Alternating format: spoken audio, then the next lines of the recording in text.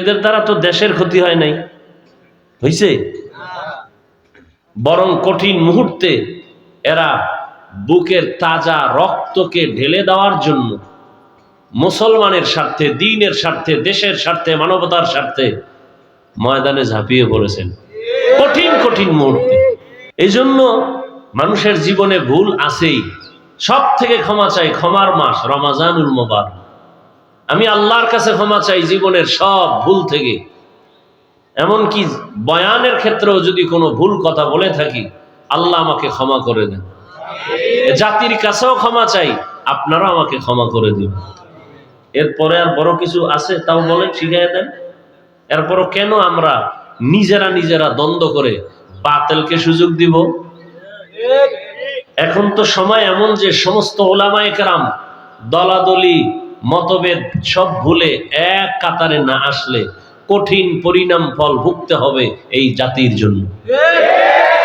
মুসলমান হিসাবে দেশের স্বার্থে, মানবতার স্বার্থে, ইসলামের স্বার্থে এক কাতারে আসার তৌফিক দান করুন।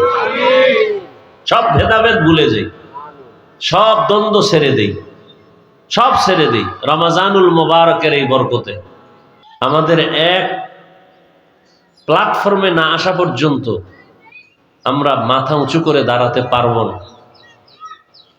স্টেজে চিল্লানি দিয়া এটা সফলতা নয়। আমাদের অন্তরকে পরিশুদ্ধ করে সবাইকে বুকে লাগাইতে হবে, পিঠে নয়। ঈদের দিন সবাই মোয়ানাকা করে না, কোলাকুলি করে। রমাজান শত্রুতা ভুলে যাওয়ার মাস। আমি কওমি মাদ্রাসার সন্তান, আলিয়ার বিরুদ্ধে বলি নাই। আমি পাঁচকুল্লি মাথায় দিই, অন্য টুপির বিরুদ্ধে বলি নাই। আমি চরমনাই তাবলিগ দেওবন্দির পক্ষে কথা বলি, তার মানি না অন্যদের বিরুদ্ধে বলেছি, কোনো প্রমাণ নেই। মানুষ জাহিরি দুই একটা কথা শুনে মন্তব্য করে, কিন্তু উদ্দেশ্য কি, টার্গেট কি, কি নিয়তে বলেছি আজও পর্যন্ত বাংলাদেশে যারা ভুল মেসেজ দিচ্ছে এই সমস্ত কথা নিয়ে আমার কাছে কোনোদিন বলে নাই কথাটা আপনি কি বুঝাইতে চাইলেন। কেউ আসে নাই, বলেও নি। সে একটা বুঝা উল্টা দিকে সে দৌড়াচ্ছে। তা আমাকে একজন বড় বুজুর্গ তো আছে দেশে, আস্তে আস্তে এখানে কথা হলো আপনাদের এই প্রতিষ্ঠানের বর্তমান যিনি সার্বিক দোয়া করেন, রাহাবরি করেন, যাকে মাদানী হুজুর বলে পরিচয় আপনারা চিনেন, হযরতের সাথে কথা হলো, অনেক দোয়া করলেন। সবাই আমাকে দোয়া করেন, এটা আমার আর এক পুঁজি। উলামায়ে কেরাম সবাই দোয়া করেন।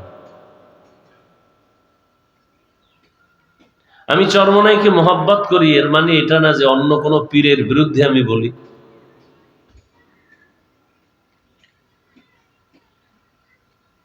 কিন্তু মানুষ থাকবেই, দুনিয়ার হালাত তো এমন, সবার বুঝও তো এক না। আমি মাঝে মাঝে বলি না, আপনাদের যত প্রশ্ন ওয়াজের প্যান্ডেলে বসেন সব হল হয়ে যায়।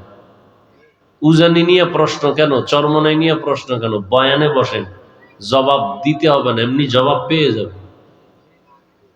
আমি মাঝে মাঝে বলি তো যে চরমনাই লাফায় কেন, উজানি লাফায় কেন, আপনি বসার পরে দেখেন আপনার হালাত কি হয়। আপনি বসেন, লাভ দিয়ে তো কেউ বউ লইয়া পার্কে যায় নাই, সুদ খায় নাই, তা আপনার সমস্যাটা কোথায়?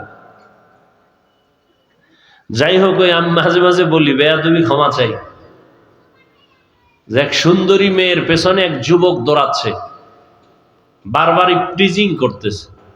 সুন্দরী মেয়ে বলে, যুবক তোর কি ক্ষতি করলাম, আমাকে ডিস্টার্ব করো কেন? যুবক বলে, কোনো ক্ষতি করো নাই, তো ডিস্টার্ব করো কেন? তুই এত সুন্দরী কেন? তো তাবলিগের বিরুদ্ধে একদল মানুষ বলে, ভাই আপনি বলেন কেন, আপনার কোনো ক্ষতি করেছে? কয় না। আচ্ছা, ইসলামের ক্ষতি করেছে? কয় না। কেন? কয় এদের পক্ষে এত মানুষ কেন? হ্যাঁ, দেওবন্দীদের বিরুদ্ধে কথা, চরমনাই নিয়ে কথা, উজানি নিয়ে কথা, কারণ কি? এদের দ্বারা তো দেশের ক্ষতি হয় নাই, হইছে? বরং কঠিন মুহূর্তে এরা বুকের তাজা রক্তকে ঢেলে দেওয়ার জন্য মুসলমানের স্বার্থে, দ্বীনের স্বার্থে, দেশের স্বার্থে, মানবতার স্বার্থে ময়দানে ঝাঁপিয়ে পড়েছেন কঠিন কঠিন মুহূর্তে। এই জন্য মানুষের জীবনে ভুল আছেই, সব থেকে ক্ষমা চাই, ক্ষমার মাস রমাজানুল মুবারক।